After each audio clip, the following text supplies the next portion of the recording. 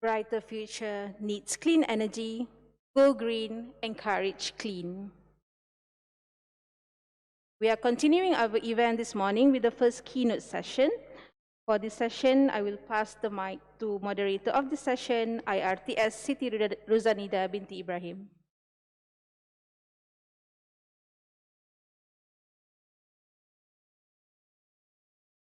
Thank you, Bibi. Bismillahirrahmanirrahim. Assalamualaikum warahmatullahi wabarakatuh. And a very good morning to everyone. I hope you can see me here. I'm Nida. It is my pleasure to be your host for the next 1 hour. Distinguished guests, ladies and gentlemen, we will start in just a few minutes with our keynote speaker session. And before that, I would like to share the QR code for the Pigeonhole link, as you can see on the screen, for you to ask questions during the session. For virtual participants, the QR code is also shown on your screen. So we will have a live chat for the Q&A to answer your questions. So do ask questions and stay tuned till the end of the session. We are truly honored to have Yang Berbahagia Encik Abdul Razib bin Daud, CEO of Energy Commission, as the keynote speaker for our 5th Iclad. Before we proceed, just a little bit about our honorable keynote speaker.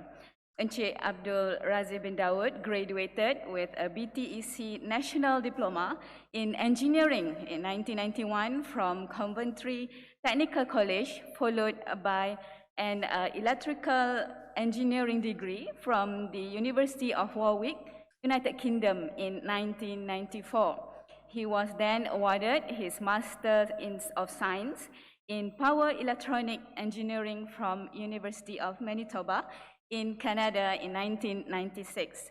Encik Abdul Razib bin Daud started his early career with Tenaga Nasional Berhad and has more than 20 years of professional experience, having worked with Malaysian and Australian national power utilities, independent power producers, and as a consultant for renewable energy.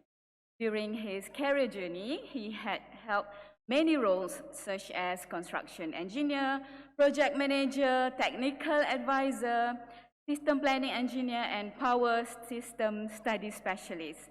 He was the head of electricity market operation with the Energy Commission before assigned by Prime Minister's Department to be the Chief Executive Officer, CEO of Malaysia Nuclear Power Corporation from 2017 to 2018. Later in the same year, he was appointed as the Chief Operating Officer, COO, of the Energy Commission. And Encik Abdul Razib bin Daud was appointed as the Chief Executive Officer, CEO of Energy Commission on 1st August 2019. Distinguished guests, ladies and gentlemen, let me delay you no more, presenting to you Encik Abdul Razib bin Daud, the CEO of Energy Commission, to share the insight on the energy transition landscape based on Malaysia perspective. Encik Razib, the screen and the floor are yours. Thank you. Thank you for your kind words, Madam MC. Can you hear me? Okay.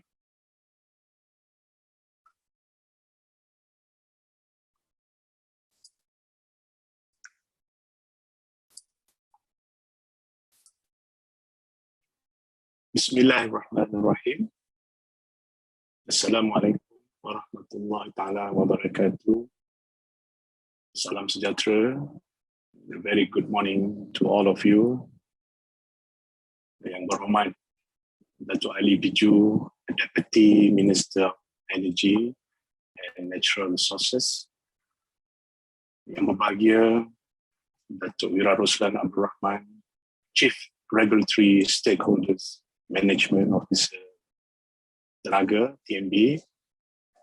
Yang berusaha Tuan Haji Wahizan, Chief People Officer. Yang berusaha Puan Siti Sarah, the Managing Director Iclad, the Senior Management of Tenaga, Datuk-datuk, datin-datin, tuan-tuan, puan-puan, distinguished guests, ladies and gentlemen.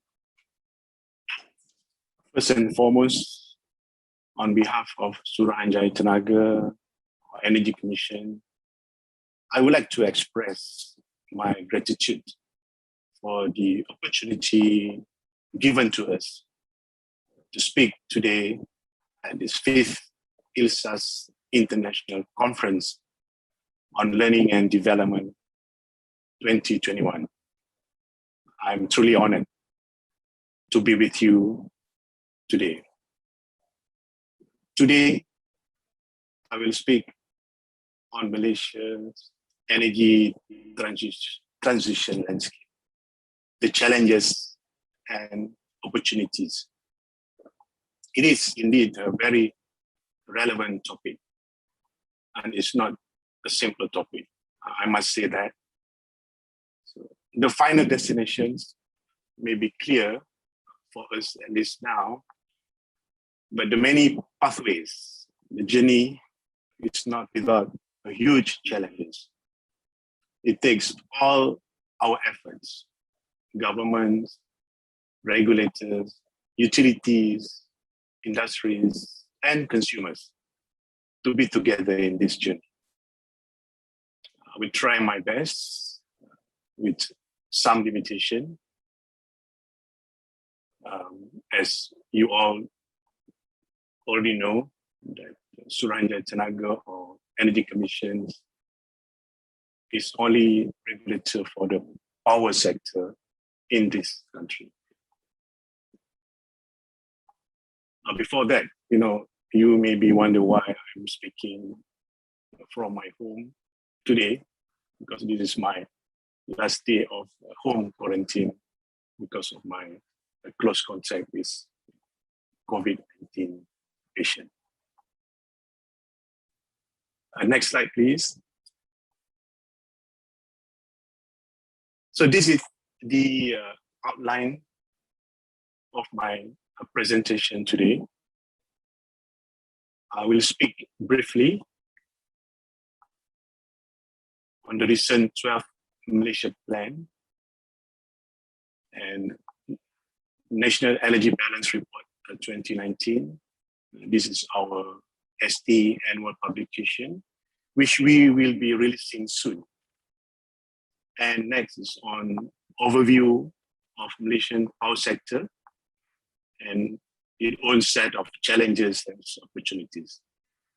As a famous Chinese proverb says, in every crisis lies the seeds of opportunity. Next slide, please.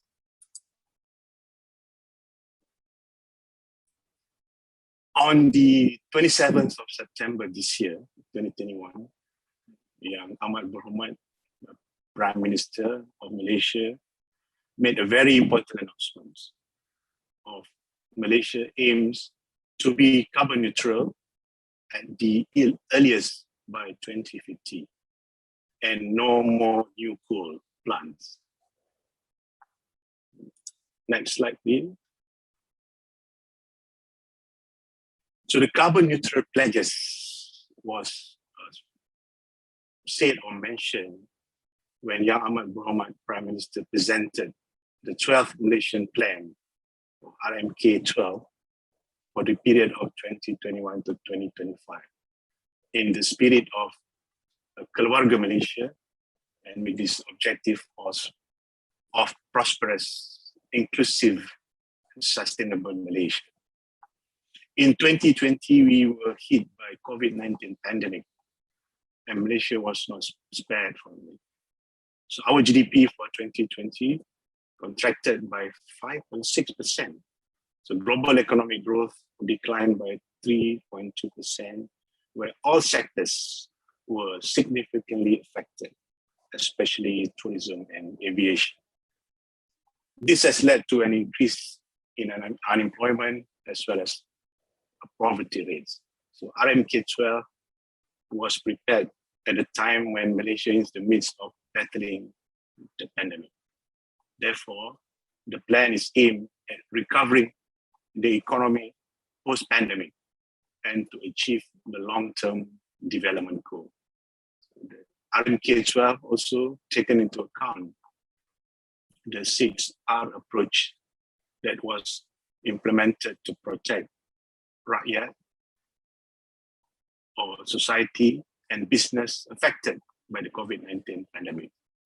It includes 8 economic stimulus packages amounting to ringgit Malaysia 530 billion and the phased transition under the National Recovery Plan.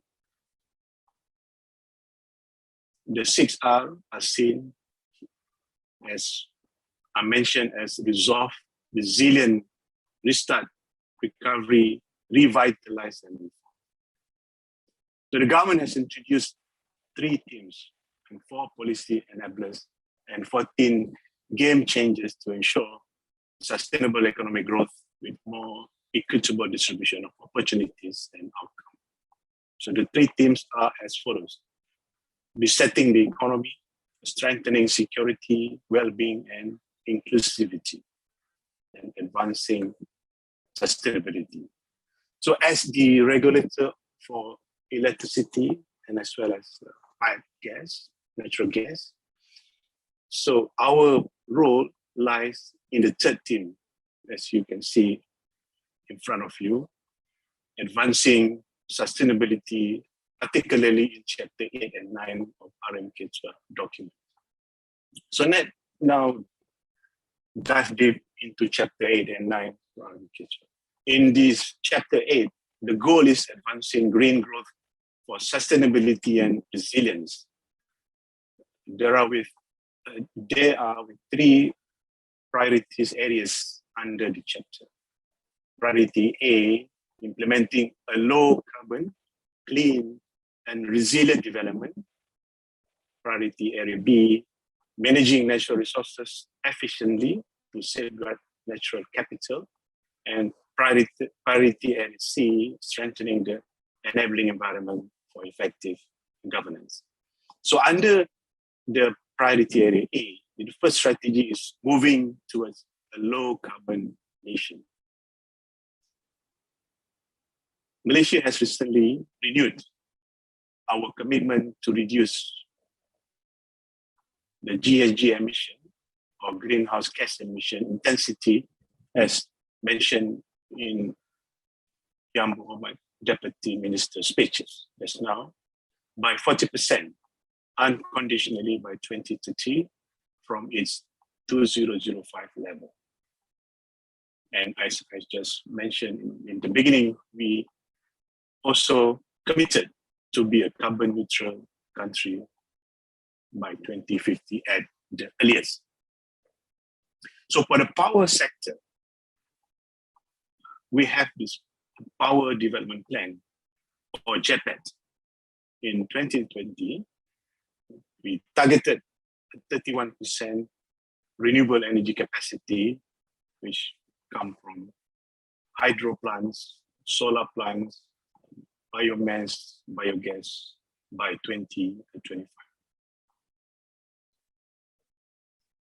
We have started actually on introducing even floating solar, waste to energy projects.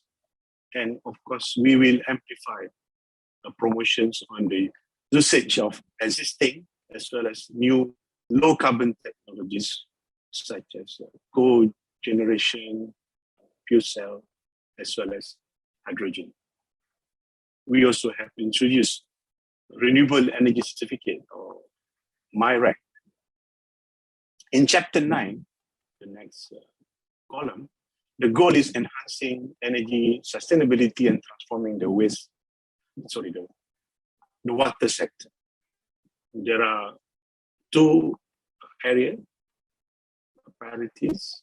A, ensuring sustainable energy for all, and B, transforming the water sector. Under A, enhancing the energy sector, in realizing this strategy or aim, a comprehensive national energy policy, or NEP, will be formulated and will serve as a strategic long-term direction to achieve the nation carbon neutral goal target.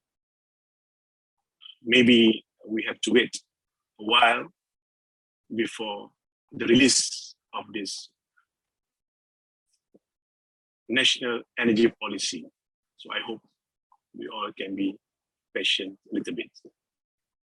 So under strategy A3, aiming to enhancing electricity sector. So this is our responsibilities that we have to deliver. So the government is committed in creating a resilient electricity supply industry. We have plans in strengthening the electricity supply system in Sabah, especially, enhancing the grid system, expanding rural electricity coverage, increasing renewable energy as part of installed capacity mix, and as well as enhancing energy efficiency efforts. So these are all in the planning, underway. Can we go to the next slide, please? So next, I will touch quickly on this report, National Energy Balance 2019, which we'll be releasing soon in a couple of weeks. Next slide, please. So quickly, so energy in Malaysia includes crude oil, natural gas, petroleum products, renewable energy, and electricity. So energy is one of the pillars of economic growth. So this graph shows the interrelations between energy and economics. It's inseparable. The blue line represents GDP. In 2019, the GDP was 1.4 trillion, was increased by 4.4% from 2018. So the next red bar represents the primary energy supply, which comes up to 98,609 kiloton oil equivalent. So the value increased by 2.8% from the previous year, 2018. So the green bar represent energy consumption, which comes up to a total of 66,483 keto, an increase of 2.8%.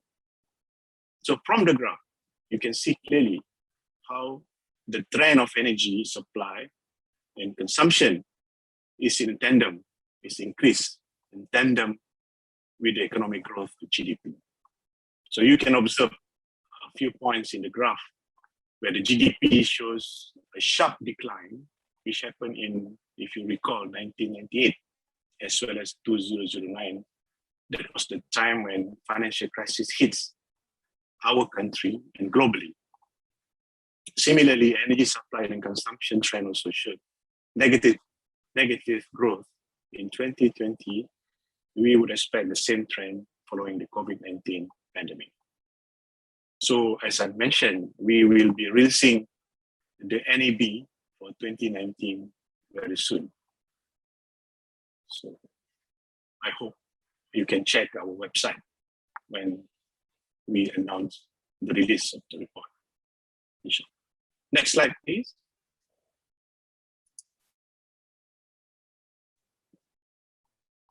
Yeah, before I go into those challenges and opportunity, just quickly recap overview on Malaysia power sector. Next slide, please.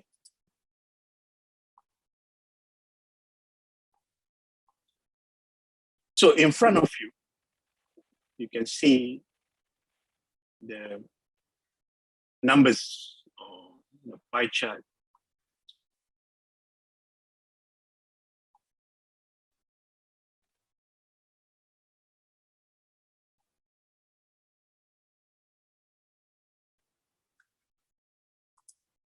I beg your pardon. Can you reverse the slide? Yeah, I think I skipped, yeah. Can you reverse again?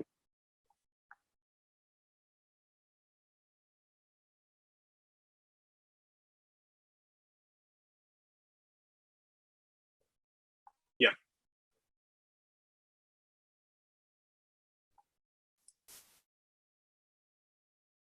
So this graph shows the energy intensity in Malaysia. So it is a measure of how much energy being utilized to produce 1 unit of GDP. So the lesser the intensity, the more efficiently energy being used.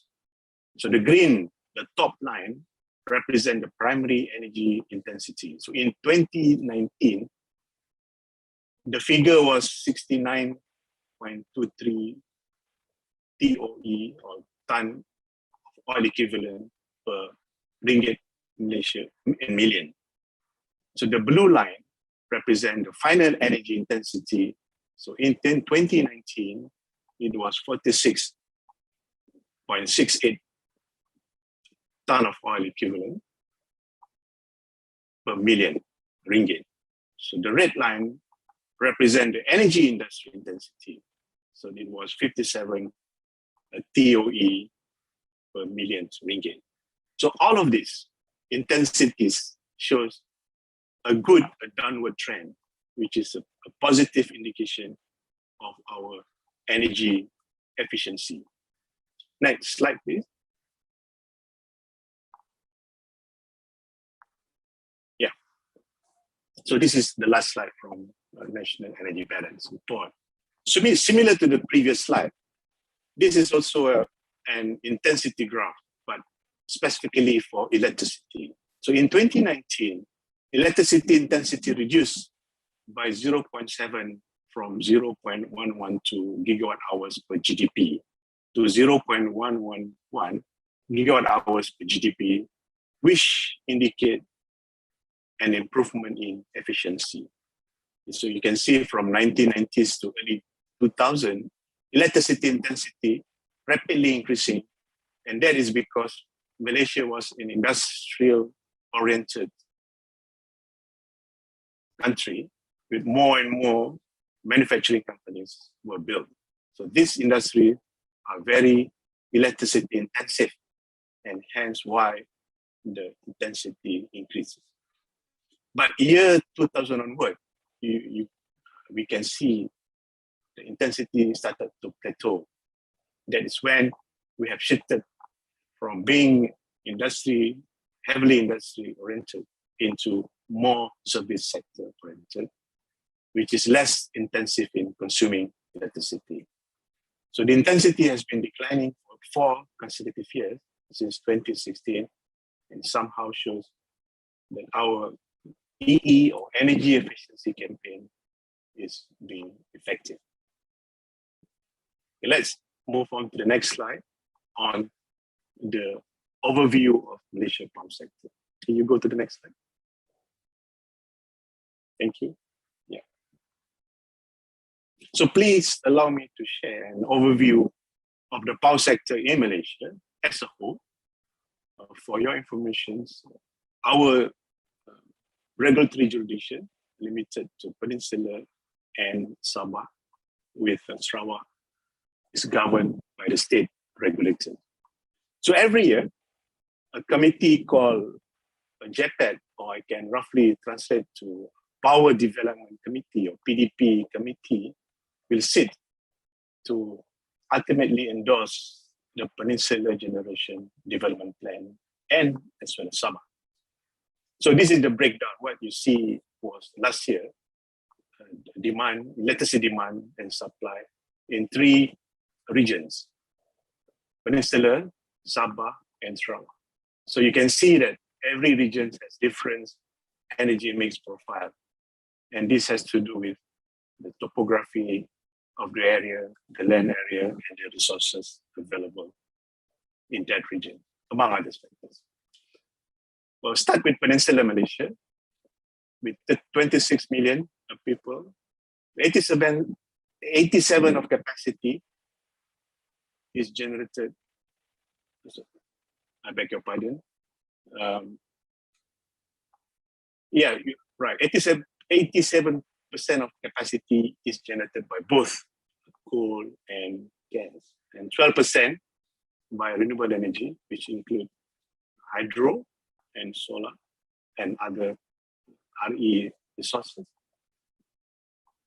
And the rest, a small percentage from imports from this project called Laos, Thailand, Malaysia interconnection.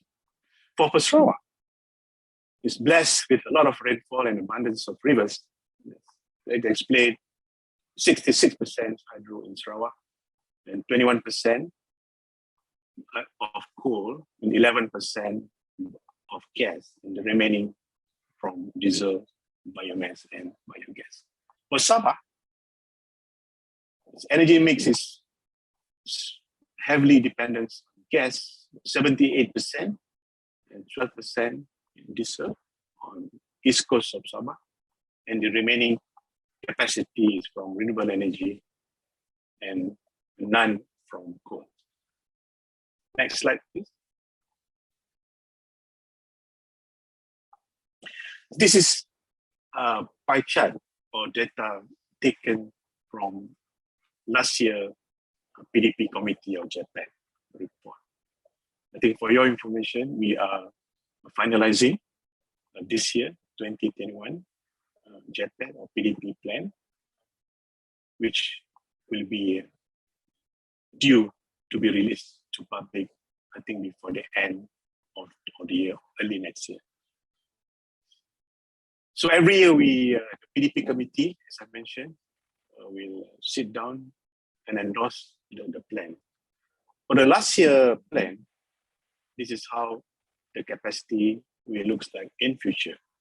You can see by 2025, the share of renewable energy will increase by 31%, and the coal share will reduce to 31%, and also the gas mix in this capacity mix will reduce by 37%. This is the number up to 2025 alone. Next slide, please. Yeah. When talk about the challenges and opportunities, we cannot run away talking on energy trilemma. Yeah? Next slide, please. This is taken from World Energy Council. The Energy Trilemma Index is a measurement of national energy system performance. It consists of 3 dimensions: energy security, energy equity, and environmental sustainability. Under energy security is to meet current and future energy demand reliably, withstand and bounce back swiftly from the system shocks with minimal disruption to energy to supplies. So under energy equity, to provide universal access to reliable, affordable, and abundant energy for consumers' use. And environmental sustainability, the transition of energy system toward mitigating and avoiding potential environmental harm and climate change impact. This year, in Energy Trilemma Index released this year, Malaysia was ranked at 25th among 127 countries with score of 72.8. But Malaysia is number 1 in Southeast Asia and number 2 in Asia after Japan.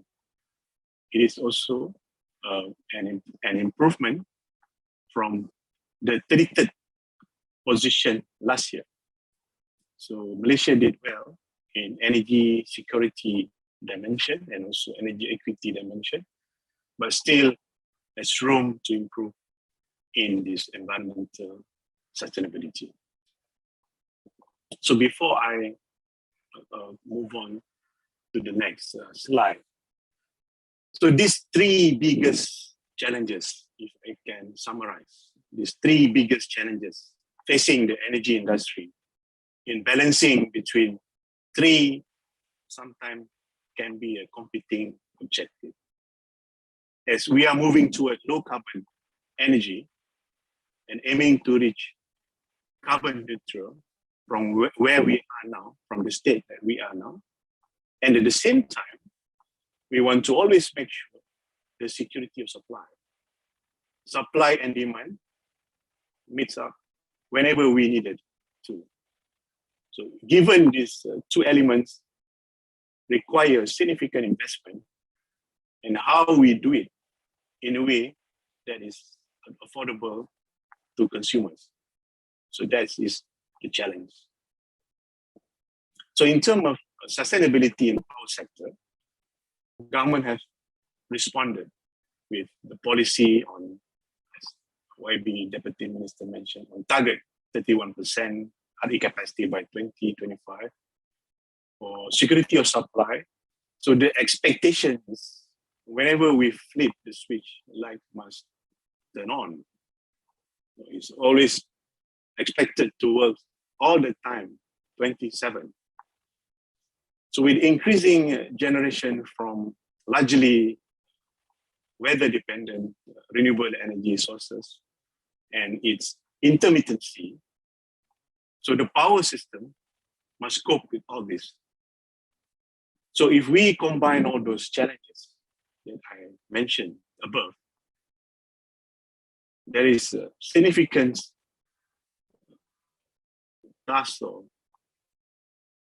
effort that we have to do every day in supply, to meet supply and demand on day-to-day operational basis. On affordability, so with all the investment needed for low carbon generations, grid network reinforcement, enhancement, transmission, and distribution, they all got to be paid. So the challenge is how to drive those capex down. Next slide, please. So we go a little bit deeper on what we are doing in energy security. Next slide, please.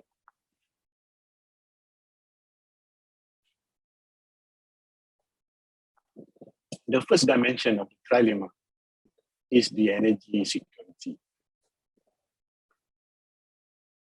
Alhamdulillah, this energy security for Malaysia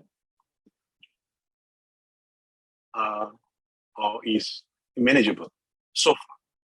We are blessed with abundance of natural resources, diversified fuel mix, and we do not too heavily dependent on importing energy, except, of course, coal or power sector.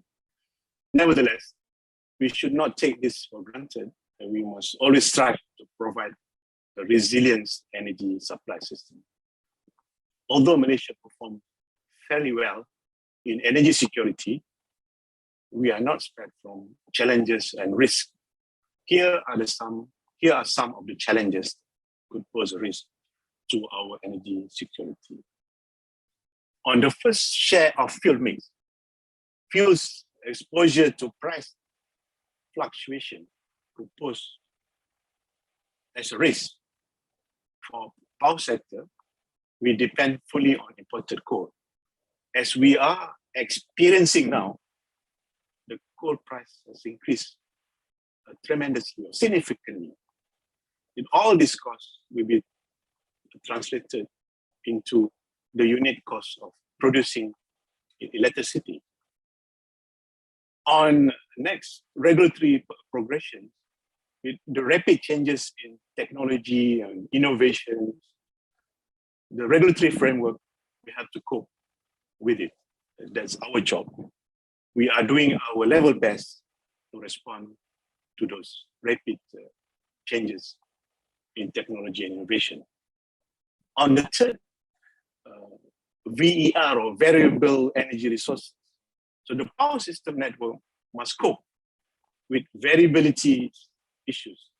For example, solar power without the battery is a non-dispatchable energy. Sometimes something that we can't or we cannot control directly. So what we are doing now, we depend so much on very sophisticated solar forecasting. But in future, we need to have a good mitigation solution on these variability issues or intermittency issues. On the next, distributed energy resources, so DR, the growing numbers of prosumers, consumers that not only consume, but as well as produce and export the excess energy to the grid. So we have started transforming our grid network from what we used to design one-way flow to two-way flow to accommodate these growing numbers of prosumers. Next slide, please. Yeah. So when we formulate, when we plan for our development plan for normally 20 years planning, we use this criteria to make sure we address the security aims or energy security goal.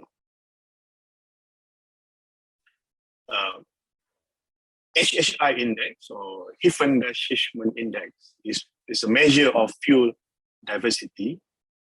So the target is for us to achieve below 0.5%. And we are maintaining a target reserve margin. And of course, we have to make sure the grid is being developed in a safe and secure and economical manner. And the other criteria that we use is a loss of load expectation. We use 1 day per year. This is only a probability that is happening.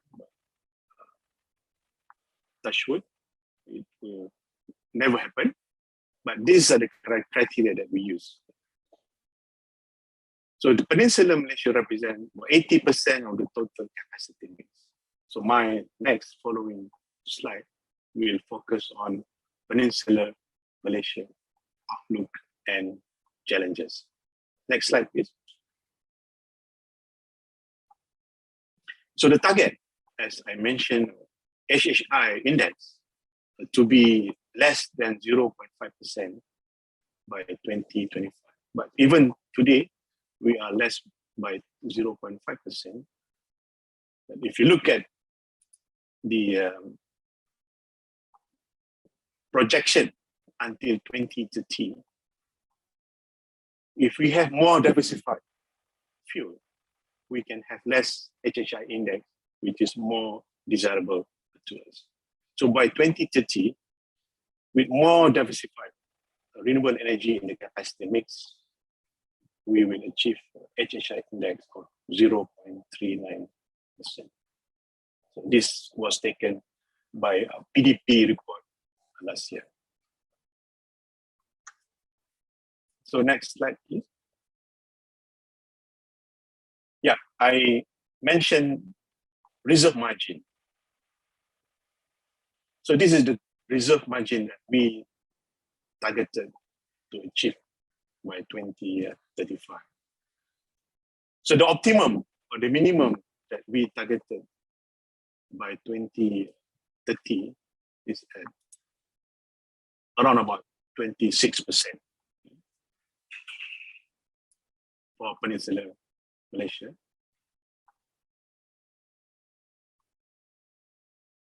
So of course, we taken into consideration of the retirements of the existing plant and the renewable energy capacity additional, as well as the other options for power plant, for fuel.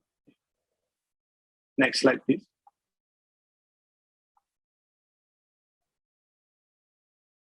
So this is the capacity projection for Peninsular Malaysia from 2024 to 2040.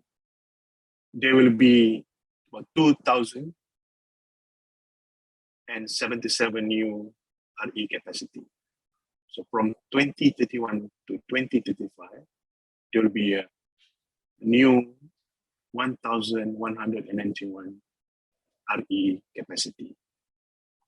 And 100 megawatt of battery energy storage system capacity will be introduced each year from the beginning of 2030 to 2034. Next slide, please. Yeah, I mean, this is the 3D decarbonization, decentralization, and digitalization. So how we responded, or we have been responding to these challenges on this 3D, we have renewable energy target in our PDP. I can share with you, currently, we are in the midst of doing all these two important studies called solar penetration studies and true cost of solar, so that we will address the issue and mitigation on high penetration of solar in our grid system. And the other study will also address and identify the cost of integrating the solar to the system. So we will tackle both the energy security, the economics of the plan moving forward. As I mentioned, so we will embark on this BESS pilot project, and the new enhanced dispatch arrangement NEDA will be further enhanced, and we will also plan for the increased EV penetration, meaning that the more demand will be caused by the increase of electrification in transportation industry. Of course, ongoing energy efficiency and demand side management effort. In decentralization, we are reviewing other methods of decentralized planning. We're also reviewing the transmission and distribution planning criteria to fit into this distributed energy resources or decentralization philosophy. Of course, the development of service standard safety requirement. On digitalization, we're deploying smart meter installation, AMI, and as you heard, Tenaga is developing or already developed roadmap on grid digitalization. Next slide, please. On environmental or environment sustainability, next slide. These are these challenges that we are facing on, LSS project require a big piece of land. Every megawatt require 3 acres of land. So securing land, especially for large scale solar, is getting very challenging indeed. Land is becoming scarce with increasing urbanizations and population. And on the right side, on the feedstock, so the concern is more toward biomass and biogas plant, especially biomass, because securing a long-term supply of feedstock is very challenging. And on, especially on a small hydro project, the accessibility to the grid, we are looking at this option to facilitate on grid access for remote site of a small hydro project. On environmental assessment, getting more stringent, more rigorous for permits, for approval. On energy efficiency, we are getting a consumer buy-in on EE products. It's not very straightforward. Government have launched a SAFE 2.0 project last year, this year. We've been with all this promotion and campaigns. Affordability of the equipment is all that matters to them. At least my thinking. On EV infrastructure, on grid readiness, we have to get ready on charging station infrastructure. On financing, securing and financing on new RE project, I think that has improved over the years. On public demand on clean energy, we will respond. I think there will be an announcement soon on new products or new tariff on clean energy tariff. And solar penetration limit. Yes, at the moment, we are limiting this level of solar penetration in the system by due to the grid stability limits. Next slide, please. Yeah, I think I have said this previously. The target, RE target, 31% by 2025. I will go next on this GSG reduction intensity target, and we have National Energy Efficiency Action Plan targeting 8% saving by 2025 compared to 2016 level on EV, promoting EV in recent budget and renewable energy. Next slide, please. This is a quick glance through on what we have done since 2010, beginning of the FIT. We have introduced feed-in tariff to spur the RE capacity in our power mix, and new enhanced dispatch arrangement NEDA. And we introduced large-scale solar bidding auction back in 2016 until today. Today we have 910 large-scale solar in operation. NEM 2.0, 500 quota, and NEM 3.0, another 500 quota, and recent additional of 300 megawatt quota for Nova, and of course self-consumption installation in Selco. So this is a quick initiative or policy by the government. So by 2025, as mentioned by Deputy Minister just now, 8,559 megawatt capacity to achieve the target for the peninsula for 26%, equivalent to the Malaysia target of 31%. So today, or in December 2020, we have 4,513 megawatt in operation. So another committed project on stream at 3,326. Next slide, please. Yeah, this is as I mentioned, the target for the power sector, we are targeting by 2020 a reduction of 45% of carbon emission intensity of GDP. And beyond that, in 2040 or 2035, further reduction of 60% of carbon emission intensity GDP. Next slide, please. So we're well on target for the power sector. So again, I don't have to go into that detail on low carbon mobility blueprint and enhancing energy efficiency. Maybe worth to say that we target next year to put up this new legislation in Parliament for National Energy Energy Efficiency and Conservation Act. This is to enhance our EE efforts. Next slide, please. Energy equity, a quick one.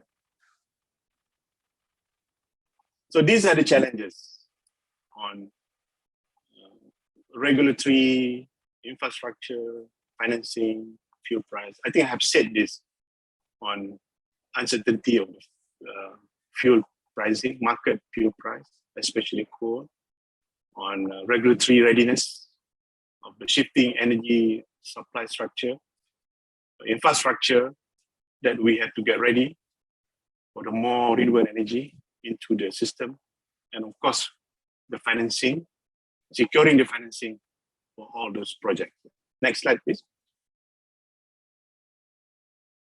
We currently have this IBR incentive-based regulation. Next slide, please. Mechanism for tariff setting. So with the robust and consistent rulings and determination, we hope to achieve, to obtain the least cost option and fair tariff to the consumers with all clear and transparent framework. Then we also have to think about cushioning against fuel volatility to the total cost of generating electricity. Next slide, please. This initiative on bidding, competitive pricing to competitive tariff to attract foreign direct investment, business, cost of doing business. We are promoting net energy metering under NOVA, system marginal price, leverage on competitive bidding on large scale solar, and as well as renewable energy certificate that we have introduced quite a few years now. Yeah. Next slide, please. So I finish on these challenges and opportunities. This is a summary on those slides. You can see the electricity supply chain undergoing all these changes. The changing mix of power generation to low carbon sources and variable energy resources, integrating it and the intermittent issues, decentralized demand at high voltage grid is changing to distribution or at customers' very end. And energy efficiency is also changing the demand and shifting electrification with the growing EV penetration in future. And traditional network, as I mentioned, the two-flow prosumers. We need a smarter grid and all those grid services. Everyone should pay their fair share of the cost. Next slide, please. So it's boiled down to the pace and the scale of changes. I'm sure all of us want stability in policy and regulation, and all of us want successful transition. It's all largely depend on how we'll manage this transformation We see rapid technology innovation changes. This is the key to accelerate changes. And however, we need orderly process to manage all this uncertainty or risk unknown. New business model is needed. More dynamic, responsive, flexible system is required. Next slide, please. But having said all that, this is my last slide. So, electricity or energy is essential public service. Energy security is central to people expectation. Energy affordability is households expectation. How to future-proof our energy system? We just need to think differently. How we design and build the future energy system. With that, I conclude my presentation. And thank you very much.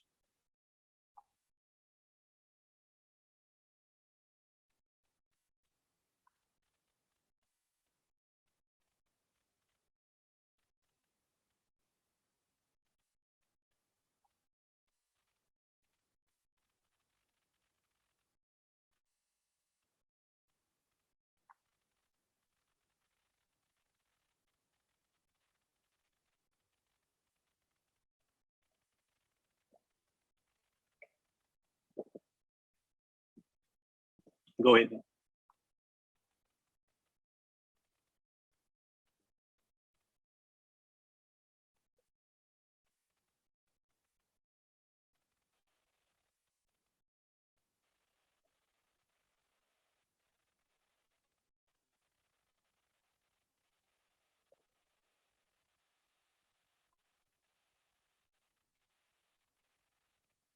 Steps, as we all know.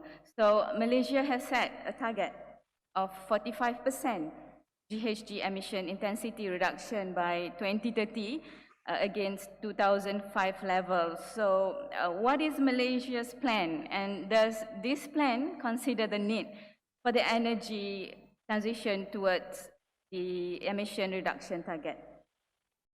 Well, the straight answer is yes. There's no other way that Ahmad Mohamad, Prime Minister, declared the carbon neutral 2050. That's a strong commitment. But all this while, I can comment, at least on power sector, we are on the target to achieve, at least from the power sector point of view, 45% reduction of GHG 2030 and further reduction. So all those policy initiatives by the government, as mentioned by Deputy Minister, renewable energy target on no more coal and energy efficiency and all those other ongoing and future initiatives. We will inshallah to meet the target. So, but I think to answer in global energy perspective, I think we have to wait a while before government release the comprehensive national energy policy I mentioned at the beginning by economic planning units of the Prime Minister Department.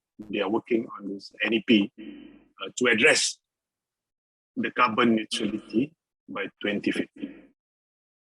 All right, great. So that answers my second question actually. Will the government stop using coal in the future generation mix? Do you like to? Well, I just, Prime Minister mentioned no more new coal. We're not going to build a new coal plant. The last plant was near Putrajaya, the Jimah plant near Port Dickson. So that was a 1,000 megawatt ultra supercritical, very efficient coal plant that we built in this country. So I think they will expire in 2040 plus. So that will be the last coal plant. All right. Okay, so there's also a recent article on the rise of global solar costs. How does this impact the plan, including of the post-COVID? Well, we take note on the I don't know whether this is a long term or short term. It could be a blip of increase due to a power crunch. You heard what happened in China and in the rest of the world, especially in China, because I was told that many developers in Malaysia depend on import of a solar panel from China. So there was reported there was an increase in cost of a solar panel per watt. But we hope this only just a blip. The price will stabilize once this factory bottleneck and the production of solar panel improve. So hopefully, I mean, we, as I mentioned, YB that Deputy that Ali also mentioned, we have abundance of potential of solar. So that's only one of the biggest hope on solar energy. Actually, we don't have enough wind resources at the current wind turbine technology. So we are, if you look at the plan, what is PDP, or Power Development Plan, or Japan, is focusing more on solar. That's why we try to address how can we actually achieve a higher penetration of solar in the power system, in our network, without jeopardizing the stability. So we have to look at all the solution mitigation while facilitating the high penetration of solar in our system. We don't intend to build a nuclear plant. I think our hope is in solar, and of course we have biomass.